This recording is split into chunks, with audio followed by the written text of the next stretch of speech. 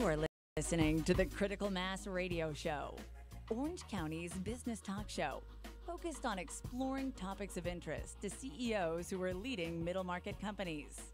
With your host, Richard Franzi. And welcome to this edition of Critical Mass Radio Show and Podcast. I am your host, Richard Franzi. This is podcast episode number 1084. As a business owner, it's important to know the ins and the outs of corporate law and business law. And as an attorney with over 20 years of experience, I've invited John Ohashi to come here and share some of the answers that he has to some of your questions. John, welcome to Critical Mass Radio Show and Podcast. Hi, Rick. Thanks for having me. It's good to have you here in the studio. John and I have known each other for quite some time. I'm excited to have him on the program. Before we get into the type of law, and I've read the teas a little bit, but maybe we can start with a little reflection about you. Think back to all those years ago, John, and what got you interested in law and business law? Wow. Getting me interested in law at beginning, I started at UCLA. I was very socially conscious at the time. This was in the 80s, and issues like affirmative action and things that which seemed monumental to me. Constitutional law, how you could use the power of the law to get things done was really exciting to me. And so I thought, wow, that would be a great place to go. So I got into law with the idea of doing that kind of work. And once you get into law school and afterwards you want to figure out what it is you want to do with your career, what you want to do with your life, and it turns out that, as I tell others, that what you end up doing in law is sometimes a reflection of what your first job is. What do you mean? Okay. As opposed to what it is you want to be, it's whatever that first job is that's offered to you. Okay. Your way into the profession. Yes, yeah. right. And after my, I did well in some classes. But then I did really well in business, tax, securities. Wow. And so I said, okay, great. And I had an entree to a law firm, a corporate law firm in Orange County that asked me to come down as a summer clerk. And I worked there. And they liked me enough, they made me an offer to come back. Mm-hmm. And so that's what started my journey into corporate and business law. That's interesting. And I heard undergrad at UCLA. Yes. And your law degree is? UC Davis. UC Davis. Okay. Yes. Awesome. Both very good schools. Congratulations, John. John. Thank you. So let's talk about the fact that not only are you a practicing professional attorney lawyer, you're also an entrepreneur and business owner yourself. Sure. Well, as a sole practitioner now, small firm, I've got to be. Right. I can't rely on a firm. When I worked for law firms, it was the work was segregated, right? You could always have. I worked when I first firm I worked with. The senior partner was very established, a good guy. Growing a firm, and we had this conversation about what does it take to grow a firm? How do you make it bigger? And he said, look, John, I could always go out and hire somebody to come down here and crank work. But it's the guy that's going to go out there and source business and bring it in and network, and that's the guy that I want. That's the value. Okay. He's my future partner. Wow. And so I thought, wow, okay, that sure makes a lot of sense to me. So I've always kept that in mind. Right. I think we saw that in the Great Recession, John, that those professionals, whether they be attorneys or CPAs or whatever, who were good technical skills but didn't have their own book of business, they were the first to be at risk when times got tough within these larger firms. Oh, they got beat up. They got the boot. They did. They said, so shown the door. Right. All right. So Unfortunate. tell me about the niche that you focus on in your practice. What type of firms do you work with, and who do you help? Oh, okay, sure. Business law encompasses the whole range, middle level. I have some large multinational corporate clients. Right. But to me, my niche and where I really enjoy the practice is with the startup entrepreneur. Why? The excitement, the energy. Okay. Unique, challenges and issues of startups. It's just a very different kind of a world. Right. Very raw, huh? Very. It's street. Right. If you start fighting practice, for survival. Oh yeah, I mean you practice in you know like in large law firm practices where I mean I've done that. I mean when I worked for a while in West Los Angeles, Beverly Hills with a firm, business law, but we did things.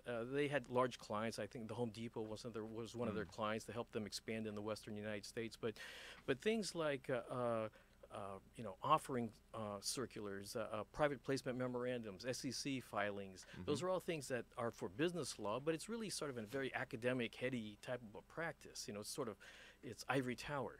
Okay. Working with entrepreneurs, it's like being in the weeds. Uh-huh. So it's you know, it's more earthy, it's more fun. So how do you find these early stage entrepreneurs? What are you doing to bring them, other than being here on Critical Mass Radio Show and Podcast, Right? John? Thank you. Yes. Well, I find that I like to be among them. Okay. Well, I mean that's how I started the practice. You know, I when in the early '90s, you know, the Great Recession of '92, '93 Yes. just decimated law firms left and right, and then in our case, you know, the firm dissolved and we went our separate ways. And I thought, wow, you know. I mean, if you've ever been in a situation where you, at whatever type of job, and you get laid off and you had no control over it, you know, it's just like a totally below average experience, right? Yes. So I never wanted that to happen again, and so I said, well, now's the time. Okay, I've been in this for a few years. Let's start Okay. up a practice. Okay. And the conventional wisdom at the time was that, well, you should go sublease from an existing law firm. And then that way, if they have any leftover work, they could feed it to you. Makes sense. Yeah. Alternatively, They're convenient. right? Or if you have an expertise that will help them, they can refer clients to you. But and I spoke with various law firms about doing that, but it just quite frankly wasn't very appealing, you know, to be back in that law firm environment. So what I did was I went out and got a space on a floor, an office building, very much like this one, you know, where Okay. a floor where you're surrounded by businesses. And it turns out there was only one other attorney in the building. So you know, Location. Oh, amazing, yeah. So I got space there, and then I started hanging out with the entrepreneurs. You know, we go out to lunch, go out to you know, just have conversations, and so it was just a very different environment than being in a law firm. You know, in law firms, it's a lot of the practice of law is about risk management. Right. And how do you manage this risk? Right. You know, how do you protect somebody? On the flip side, you go and you hang out with entrepreneurs, and they're very comfortable with risk. Right. Risk is what you know, what drives them. And so, Adrenaline junkies. right, sometimes, right. exactly. And so their focus is, well, how do we establish this business? How do we grow it? How do we, you know, look forward? Right. You know, in many ways, you know, well, in the practice of law is sort of looking backwards at times. But the entrepreneur was all about looking forward, growth, and it was intoxicating. It was a Sure. lot of fun, and so, and I found that I had to learn business. You know, to be able to communicate with them properly, I had to really be able to learn business, and which I picked up from them. Mm-hmm. Right. You know, and just try to get smarter, because as lawyers, you know, we say, you know, young lawyers come out, you know, they know a lot about law, but they don't know diddly squat about business. So I thought I better get up to speed real Right. quick. So that was very fortunate then, right? Oh, it was amazingly Right. fortunate. Sometimes luck plays a role in our careers, doesn't it, John? I think it's sometimes better to be lucky than good. Right. Okay, Right and let me place at the right time. just very quickly, you know, if I can give you an example. Yeah, please do. Okay, so all right, so I'm trying to start up a practice. I'm looking through my Rolodex. I'm running out of people to call. You know, networking to do. So then I get a call. It's from an international airline, and they flew from Seattle to Asia, and they had just moved their offices to LAX. So they were tasked, once they moved to LAX, the general manager had tasked one of their admins to go out and find us a lawyer. So the admin went out to the lobby of the building, looked and said, Ohashi, law, and called me up and said, how would you be interested in doing work for this company? We're an international you know, airline, and I had to pinch myself at first, but then I thought for about 30 seconds and said, sure, I should be able to help you. Wow, that is a really lucky building you're in, John. I tell that yeah. That's like, awesome. Yeah, All right. that was luck. That is luck, and you still have them today. Absolutely. Wow, It's 25 years later, it's and customer service. yeah, and It's nice to have an anchor account like that, I'm sure. oh, it's wonderful. Not only that, to get upgrades on airlines to Okay, Asia. Now you're just rubbing it in. All right, John, we're going to take our first and only break. So loyal listeners on the radio show, you know this is like a 30-second something that's from me. I also know that you're giving back by teaching at night, and teaching students. And I'm wondering if we could have a conversation about what you're observing in your student population as the millennials come through law school. Sure. All right. Happy to do so. Yeah, I don't think you're going to miss this, ladies and gentlemen. We're going to talk about that with John after this word from me. Richard Franzi is the author of 2 popular business books for CEOs. His first book, Critical Mass, The 10 Explosive Powers of CEO Peer Groups, was the first book ever written on the secret value of CEO peer groups. His second book, now with newly updated information, is Critical Mass, The Power of CEO Guiding Principles. Richard's books contain powerful information to help CEOs running middle market companies gain valuable insight to improve their decision-making skills. Richard's books are available as paperbacks or Kindle versions from Amazon.com. To find them, type Richard Franzi in the search box. And welcome back to this edition of Critical Mass Radio Show and Podcast. I am your host, Richard Franzi. All of our shows can be heard anytime of the day or night on iTunes, iHeartRadio, Stitcher, Spreaker.com, several hundred former guest websites whose CEOs have been on our show. John Ohashi is going to put our show on his website. And since we started in 2009, with our show, we've reached hundreds of thousands of listeners through the live stream here on octalkradio.net, the podcast that I talked about, and the other channels like YouTube, because we're actually streaming this live on Critical Mass's Facebook page and other platforms, and it'll be up on YouTube shortly. Simply type in Critical Mass Radio Show in your favorite podcasting software to find our weekly shows with great guests like John Ohashi. Okay, before the break, I said you were going to tell us a little bit about what you're observing. So first of all, tell us where you teach and what you teach, and then we'll get into the millennial stories. Oh, yeah. I'm an adjunct professor at West State College of Law in Irvine. Moved down from Fullerton a few years ago, and so now we're down by the Spectrum. Okay. And how long have you been teaching? Well, I've been teaching about 10 years. Okay. I've taught a couple of classes. One is advising entrepreneurs. That's trying to teach lawyers or young or law students how to work with startup clients. Okay, so you're using your experience then. Oh, absolutely. And I look at it as not just teaching students, but I try to be very practical to try and treat them as though they're first-year associates. So, try to give them some skills so that they are actually valuable to someone that hires them. I hate to say it, start building from day one. Right. So what's that class kind of look like? I mean, is it case study? What do you do with these guys? Oh, no, not at all. I bring in the practice to the classroom. Okay. A lot of the scenarios that we work with are actual case studies. So real life. Ongoing, absolutely. Right now, though, I'm teaching corporate finance and accounting for lawyers. Oh boy. It's a little different. It's a long story how that happened, but I helped out the law school to help them teach a class, and then, but for some reason the class it's picked up in popularity, and who would ever thunk it? It sounds dry as hell. Oh my God! Yeah, but it's not, obviously. Well, yeah, I'm trying to use the mindset of trying to make the class practical. Okay. As opposed to just being academic, that. Well, they mumble jumble that students learn, and then right after the final exam, pull the handle and flush it. So try to make it useful and worthwhile for them to for their upcoming legal careers. Okay. So when we were meeting before, we were just kind of talking, and you were saying you're noticing sort of a trend, or at least an appearance of a trend in the interest of the millennials that are in your class. Can you share that with our audience? Yeah. It just. Well, in some of the recent classes, when I say millennials, I'm talking about the younger millennials now. They're 23, 25. Right. Unlike the older millennials, I say 3-4 years ago, they didn't seem that interested. They were taking the class just to get the units. Which class are we talking about? Corporate finance and accounting. They would take the class, get the units, and see if they can just whatever. But they didn't seem really interested in the subject matter, and it was just very, I guess it was dry. And I would just talk about, there's one topic where we start talking about valuation of stock. How do you value it? Current discount value of cash flows, and just all the usual academic dry stuff, right? Right. And then one of the students just recently raised his hand and said, "Yeah, what, Professor? How do you make money?" And I said, well, what do you mean?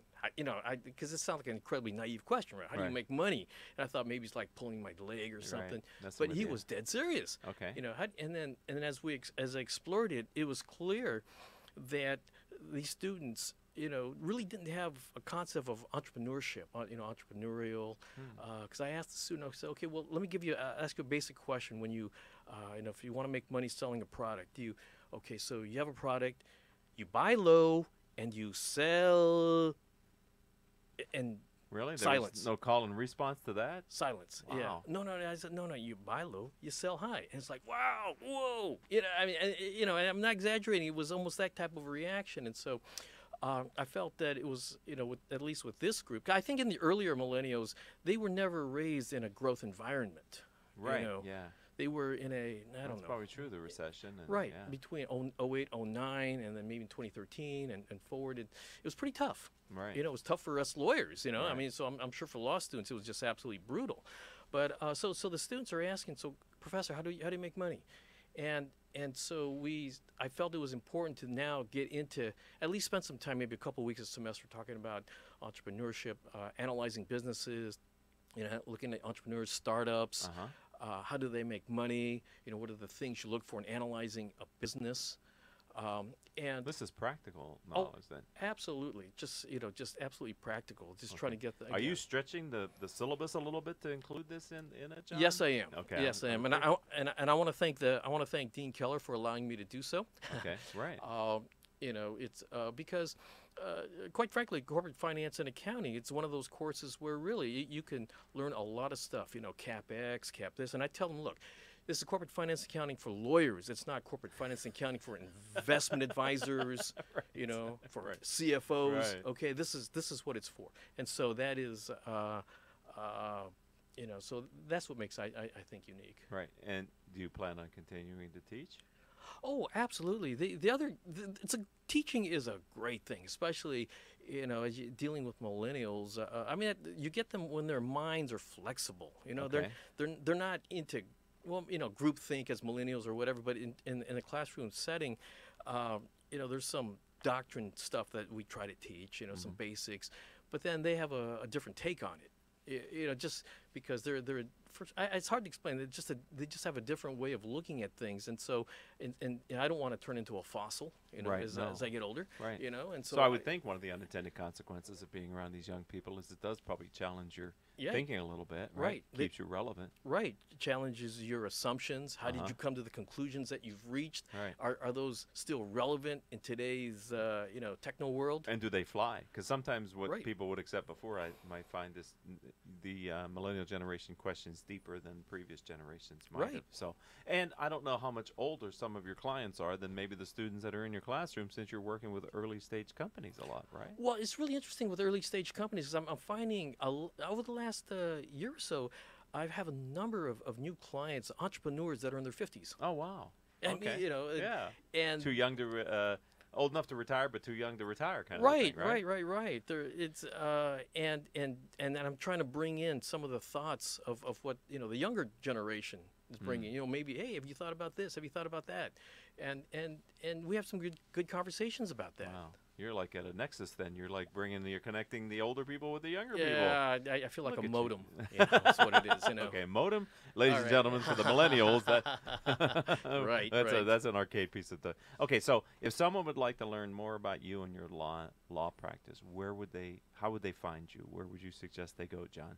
Well, they can just take a look at my website, Ohashi Law. Spell that. Yeah, OHASHILAW.com. Okay. That's awesome. Well, thank you for being here on the radio show and spending 20 minutes with us, sharing a bit about your professional background and your business. It's been enjoyable. I've been looking forward to seeing you again. Oh, thank you, Rick. And welcome to the Critical Mass community, and thanks for being a friend of the program. Oh, my pleasure. Okay, I'd like to thank Paul Roberts, always in the chair there, Paul Roberts, who's our producer for this show each and every week. Our other producers, who we couldn't do the show without, Joan Park, Crystal Nunley, and Haley Stern. If you'd like to connect with me on social media, let's start with LinkedIn. I'm Richard Franzi, Franzi. My company's website is Critical Mass for FOR, criticalmassforbusiness.com. If you're listening to us live or recently close to this live appearance here of John Ohashi, I want to let you know that my third book, Killing Cats Leads to Rats, will be available on Amazon.com on March 29th. So if you're looking for a good read about how unintended consequences can ravage business performance and affect employee morale, I hope you'll consider buying either a Kindle version, a paperback version, or an audible version of Killing Cats Leads to Rats. Until our next show, I hope all of your business decisions will move your company in a positive direction. You have been listening to Critical Mass Radio Show Business Talk Show, focused on exploring topics of interest to CEOs who are leading middle market companies. With your host, Richard Franzi.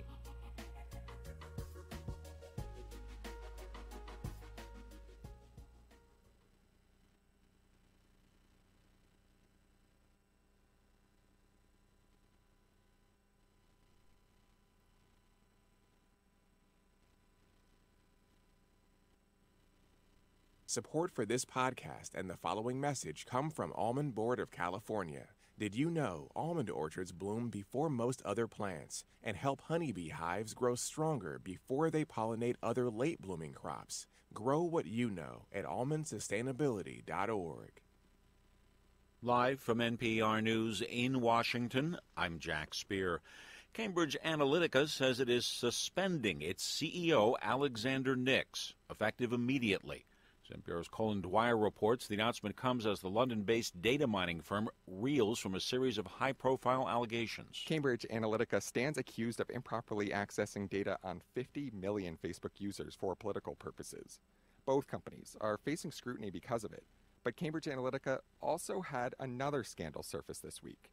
A British broadcaster released hidden camera footage of its CEO, appearing to confirm the company has engaged in dirty political tricks. Cambridge Analytica's board of directors say Nix's comments do not represent the company's values. It is suspending and replacing him during an independent investigation. That's unlikely to satisfy the British government, though. Officials there want to seize the company's servers to find out how the company allegedly stole and misused that Facebook data. Colin Dwyer, NPR News. Congressional leaders are working to finalize a long-term spending bill before Friday's deadline to avoid another partial government shutdown. As NPR's Kelsey Snell explains, lawmakers hope to release the bill later today. The spending bill has been delayed several times in recent days as negotiators try to finalize a number of unrelated issues, including immigration and gun control.